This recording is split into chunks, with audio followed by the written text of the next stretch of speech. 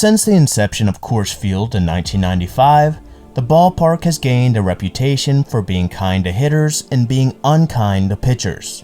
Why is Coors only kind to some? Well, much of it has to do with the field's high elevation, which stands at 5,200 feet above sea level, which is 4,100 feet higher than the next closest. With the addition of large outfields, it's no surprise to see this field consistently rank among the highest OPS, average, run totals, home runs, triples, and doubles hit there every year. But with the natural advantages hitters have here, we ask today, what if every single player in MLB history played at this home run haven? Well, let's find out. Totally Sportsesque. Major League. For this video, I have to thank Sports Reference for the unique tools they give out. Along with being able to find almost any stat you can think of throughout the history of the 4 major American sports, they allow you to examine how players would fare in neutralized settings in any park in any year. And the benefits of this site don't end there. You can compare teams and players in any way you possibly can imagine. Want to know what plumber was the best hitter in 1906? They got you. Want to know who was the best hitting plumber in 2023? They got you. And guess what? You can get $10 off your annual membership by using the code ESK10. Links will be available in the description and pinned comment. And how is the great site known as Sports Reference able to make these projections we're going to see? They do this, as they explain, by accounting for player stats, number of games played, ballpark factor, number of games expected, runs scored in the league that year, and other factors that are adjusted to find these projections. The idea is practically the same for pitchers except for a few very simple mathematical equations. Of course, these projections can't factor in things like an increase in level of play caused by integration, mergers, improved talent levels, training, and needles accidentally landing in a player's butt cheek. And for this video, we will only be looking at players who had at least 3,000 plate appearances or pitched at least 2,500 innings in Major League Baseball's modern era. We will not be including any independent leagues. For seasons, we will be looking at players who had over 500 plate appearances and pitchers who threw over 200 innings. And at the end of the video, we will give out the 1999 Coors Field Cy Young and MVP. So stick around to see who takes home the prestigious award. And you may ask, why 1999 Coors Field? Because that's the year Coors was at its friendliest. And considering that balls weren't being put in humidors yet, and the amount of players who may have been taking sensible injections as prescribed by their doctor, then it's no surprise how friendly this park was to hitters. So let's start out by looking at the careers of hitters in the stat everyone was waiting for: home runs. If everyone ever played at 1999 Coors Field for their whole career, the all-time home run leader would be none other than Hammerin' Hank Aaron. And all in all, he would hit 1,014 home runs, just below the average career home runs for players in Road to the Show. Hank would also compile the highest RBI total with 3,630, which is 1,300 more than the record he set in, normal conditions. Hank would also be the only one to hit over 1,000 home runs, as Barry Bonds would finish with 998 home runs. Willie Mays would add 225 home runs to his total to finish with 875 home runs to surpass Alex Rodriguez and leave him out of the top 5. The only player to join the top 10 would be Reggie Jackson, who would add 213 home runs to his total to hit 776 career home runs, and leave Jim Thome out of the top 10. Among players who started their career in the 21st century or played at least 10 years in this century, Albert Pujols would of course top the list, adding 206 home runs to his total to be the 4th member of the 900 Club. A-Rod would finish behind him with 847 home runs, followed by Jim Thome with 761. And Manny Ramirez, Miguel Cabrera, David Ortiz, and Nelson Cruz would all join the 600 home run club. As at the time of recording this video, Manny would hit 696 home runs, Miggy would hit 666 home runs, Big Papi would hit 660, and Nelson Cruz would have 624. The 500 home run club would no longer be as exclusive, as instead of 28 players being a part of this club, there would be 69. Nice. And for those who are curious, Bartolo Colon would still have his one home run. Looking for his first hit of the year. He drives one!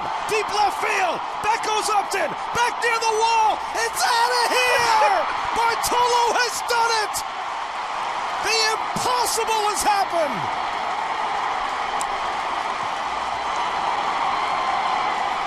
Moving on to career batting average, 7 of the top 10 would consist of players who started their career before the First World War ended, with Ty Cobb topping the list with a .431 batting average. Interestingly, Ty Cobb would also reclaim his title as the all-time hit leader by compiling 5,818 hits in 1999 Coors Field. And stats like this are why the missing factors such as integration, change in style of play, and mentality can't tell the full story. But going back to the top 10, the player with the top average outside of players who began their career before Woodrow Wilson left office is Tony Gwynn, who would have hit exactly 400. The other two in the top 10 are Rod Carew, who would have hit 394, and Ted Williams finishing 10th, who would have hit 388. In the top 50, there are only 2 players who started their careers in the 21st century. Those two are Ichiro Suzuki and Michael Nelson Trout, who placed 40th and 49th. Ichiro would hit 368, and Mike Trout would be just behind him as he would hit 365 at the time this video was recorded. And what the batting average stats show here really is how little batting average is valued now, as including Trout and Ichiro, only 7 of the top 100 would be players who started their career in the 21st century or played at least 10 years in this century. So let's move on to a stat that is valued by fans young and old. A stat that has replaced batting average on many scoreboards. In a 2018 poll asking 70 Major League players what they feel the most important stat in judging a hitter is, the top answer was on base plus slugging. And why may this be? Well, Charlie Blackmon mentions, if you're an on base guy, it accounts for that. If you're a slugging guy, it accounts for that. If you can do both, you get rewarded big time. So let's take a look. Leading the way in the valuable stat is none other than the Shohei Ohtani of the 1910s, Babe Ruth. The Sultan of Swat, who leads the stat in normal conditions, would have an OPS of 1.302 playing here, and right behind him would be Ted Williams, having an OPS of 1.244. Interesting here is that 3 of the top 10 are 21st century players who are still playing. And number 4 is Mike Trout with an OPS of 1.192 at the time of recording. And rounding out the top 10 are Aaron Judge and Juan Soto, with Judge having an OPS of 1.139 and Soto having an OPS of 1.128. And 12 players who started in the 21st century or played at least 10 years in this century join these 3 on the top 50 list, and 17 more join within the top 100.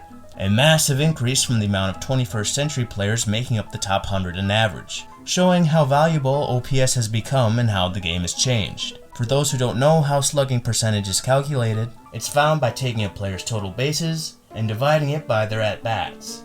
And as the number of home runs has increased over the last few decades, a player's slugging percentage currently carries more value. And speaking of slugging percentage, let's look at the S in OPS. Topping the list is Babe Ruth, who would add 89 points to his regular slugging percentage to slug .779. Michael Nelson Trout would be the only player to join the top 5 after adding 124 points to his percentage to hit .709, and kick Mark McGwire out of the top 5 along the way.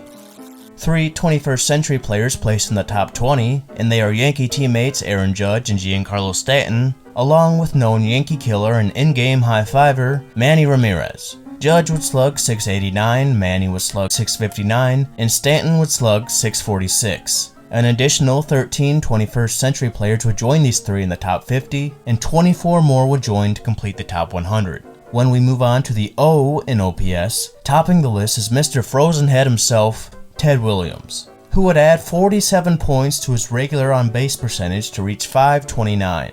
The only player joining the top 5 here is Ty Cobb, who kicks out Lou Gehrig, and Gehrig actually completely drops out of the top 10. The only 21st century player in the top 10 here is Juan Soto, who would tie Eddie Collins with an on-base percentage of .491. Only Mike Trout would join Juan in the top 25, and 4 more would join Juan and Mike in the top 50, including known on-base guy and guy who barely made the 3,000 plate appearance cut, Nick Johnson. It should also be noted that Billy Hamilton comes in at 17th, but he played 120 years before that, Billy Hamilton. Looking at the careers of these incredible hitters, if they all played at 1999 Coors Field throughout their entire career, unsurprisingly, they would be even better. Stats rose for everyone across the board, and interestingly, some had stats rise higher than others. And from these stats, though numerous factors can't be included, we can still see the evolution of the game from changes in hitting philosophies to values in certain stats. Now, let's look closer at these changes and see the seasons hitters would have if they played at 1999 Coors Field. That slightly open stance, feet fairly close together, crowding the plate. The pitch, there's a long one to right field. Forget about it. This one is headed for New Jersey, high into the upper deck.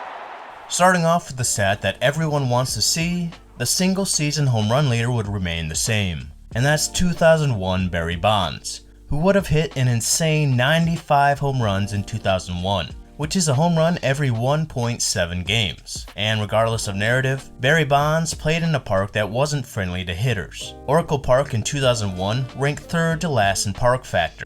So jumping from a pitcher-friendly park to a hitter-friendly park, Bonds would naturally put up rookie mode video game numbers. But before looking at the rest of the home run list, I want to highlight who would be behind him if all leagues were included. 1937 Josh Gibson would have hit 87 home runs in 1999 Coors Field. Important to note here is that Gibson played in the Negro Leagues that year and only played 39 games. But in those 39 games, he absolutely went off, hitting 20 home runs, driving in 73 runs, and hitting .473 while having an OPS of 1.474. Due to these incredible stats, he also would have had the highest RBI total in his 1937 season, by driving in 331 runners. Then just 2 years later in 1939, he would have driven in 298 runners. Of course, numbers like this make us realize how much of a shame it is that we never got to see these great Negro League players play in the MLB. A small sample size and the game being different is why we see players from the live ball era make up a majority of the top of the RBI list. And interesting to note, leading the way in the stat for seasons played after the Second World War would be 2020 Jose Abreu.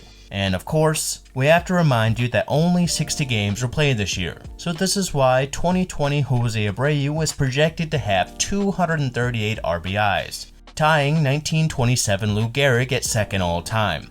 And 2020 Luke Voit is projected to have 77 home runs, tying 2017 Giancarlo Stanton for 7th all time. Going back to home runs, matching Josh Gibson with 87 home runs and finishing second among Major League players would be 1998 Mark McGwire.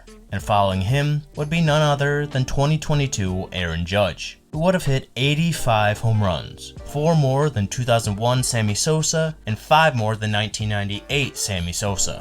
And in real life, baseball and angered college football fans watched Judge go down to the wire to pass Roger Maris's 1961 AL home run record by 1 in 2022.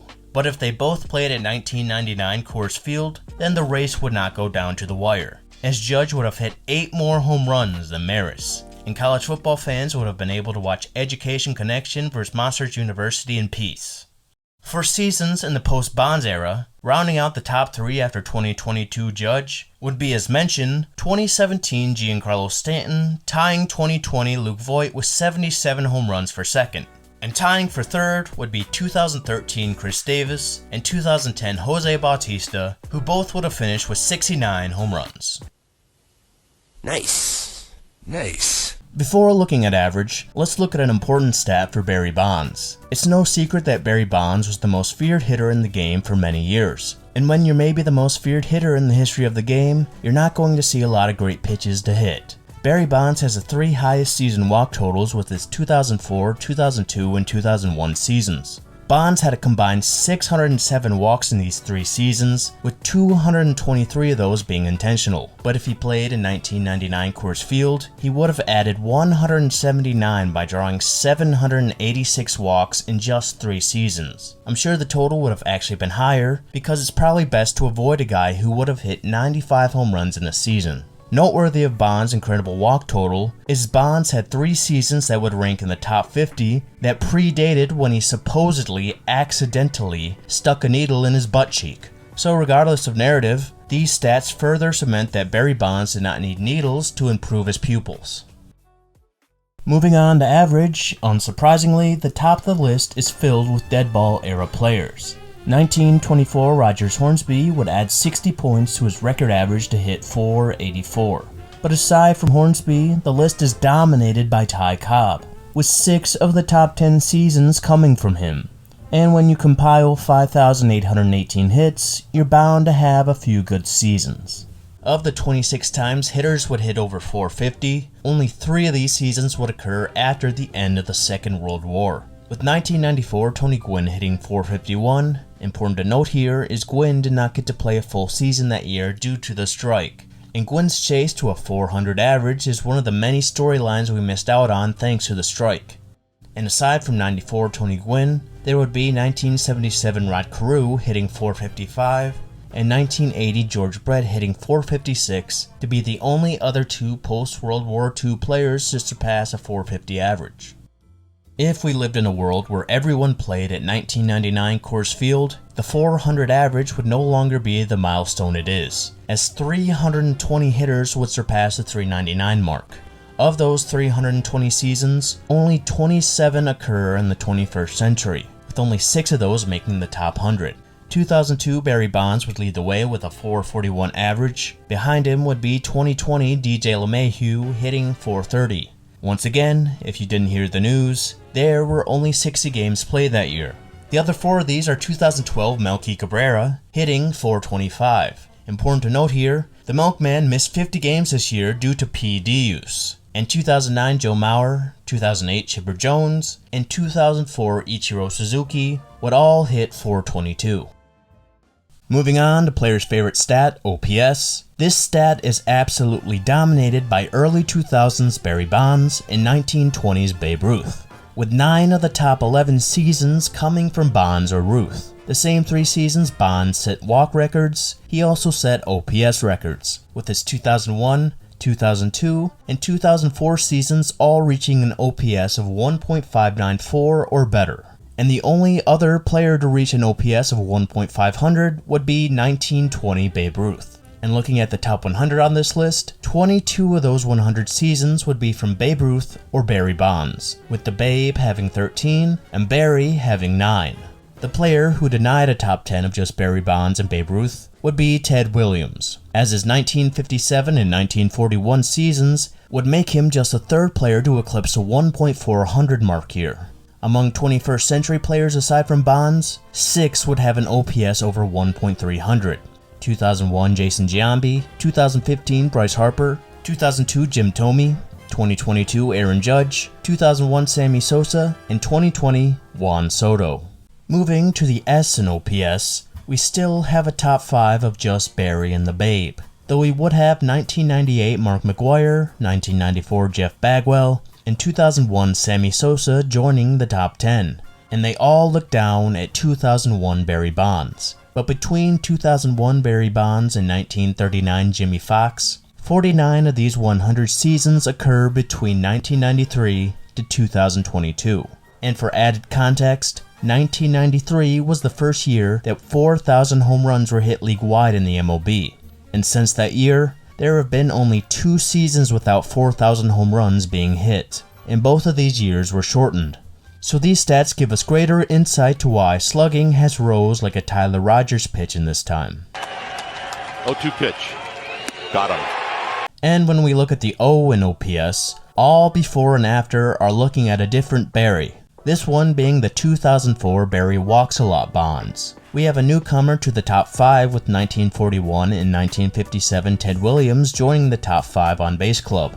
Interesting to note here is 2012 Joey Votto would be the only 21st century player not named Barry Bonds or 2020 Juan Soto within the top 35. The most interesting man in baseball had a great chance at winning MVP in the year the world ended, but his season was cut short due to a mid-season knee surgery. Following 2012 Votto, 10 21st century seasons make the top 100, with 3 of those being Mike Trout seasons and an additional Barry Bonds season, this one being the final addition. Of the top 50 highest single season OPS in MLB history, only one comes from the year 1999. And who could it be? Yes, you're right. It was the Colorado Rockies right fielder Larry Walker. In that season, Walker won the batting title by hitting .379, while hitting 37 home runs and driving in 115 runners. He also led the league in the O, the S, and the O+S, which led him to an All-Star selection, a Silver Slugger, and a top 10 finish in the MVP voting. He also won a Gold Glove, despite giving a ball to a fan with 2 outs 5 years earlier. And Walker doesn't know how many outs there were.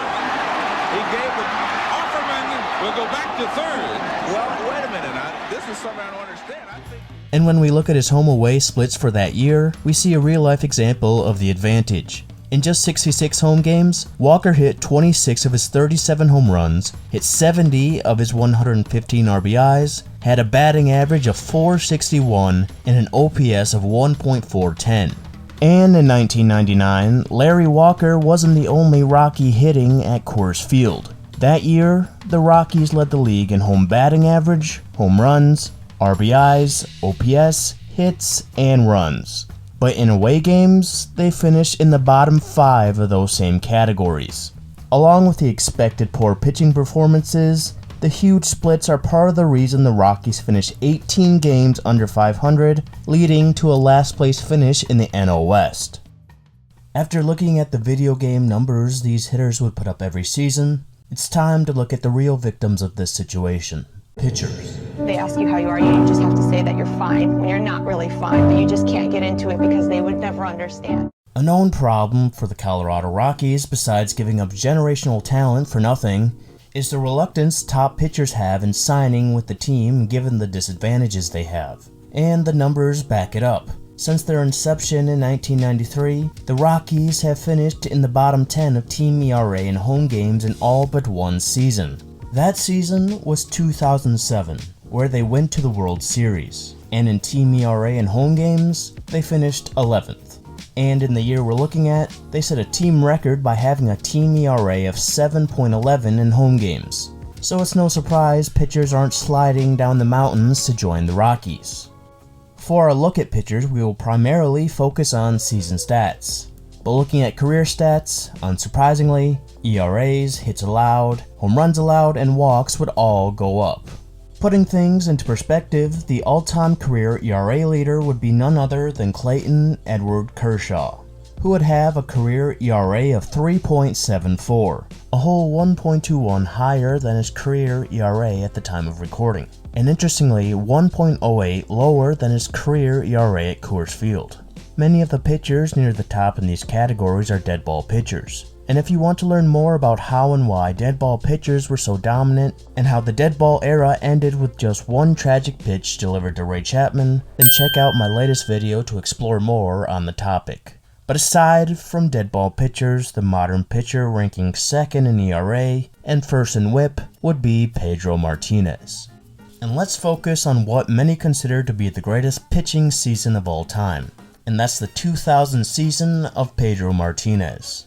There's been many dominant seasons by pitchers. 1966 Sandy Koufax, 1968 Bob Gibson, 1985 Doc Gooden, 1997 Roger Clemens, 2021 Anthony Rizzo. But the factor that separates the season of Pedro in 2000 is his competition. The steroid era perhaps hit its peak from 1998 to 2002 with the excitement of hitters putting up insane numbers as told throughout the video. The 2 years that Pedro won the AL Cy Young gave us the 2 highest OPS totals league-wide in MLB history. And aside from the year 1930, the 2000 season gave us the highest league-wide ERA of 4.76. And what was Pedro's ERA that same year? 1.74. So from this single stat alone, it's easy to see why most would pick 2000 Pedro as the greatest ever. But what if 2000 Pedro pitched in the most hitter-friendly park of all time? As you may expect, his numbers would still be incredible. Pedro would be the only pitcher to finish a season with a sub-2 ERA, reaching an ERA of 1.95. Pedro would also have the greatest WHIP of all time, finishing with a WHIP of .809. 0.133 lower than the next closest of 2019 Justin Verlander.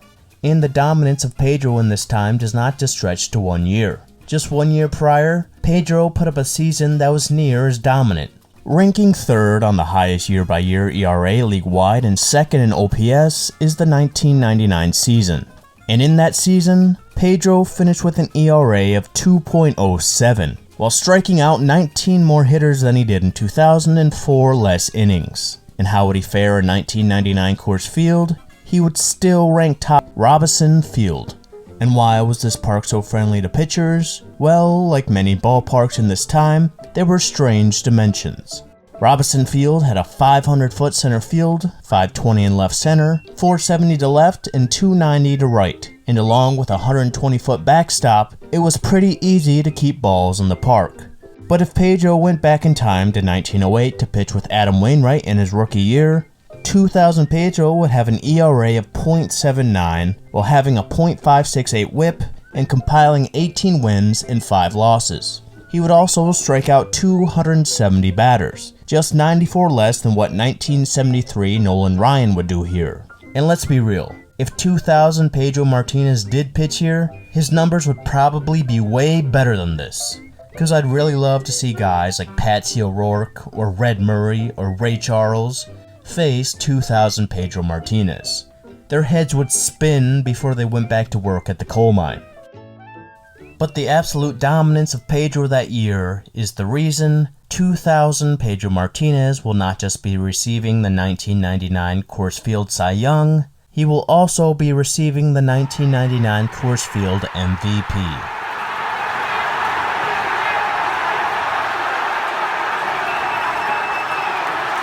To make it simple, obviously hitters would thrive here, and well, pitchers wouldn't.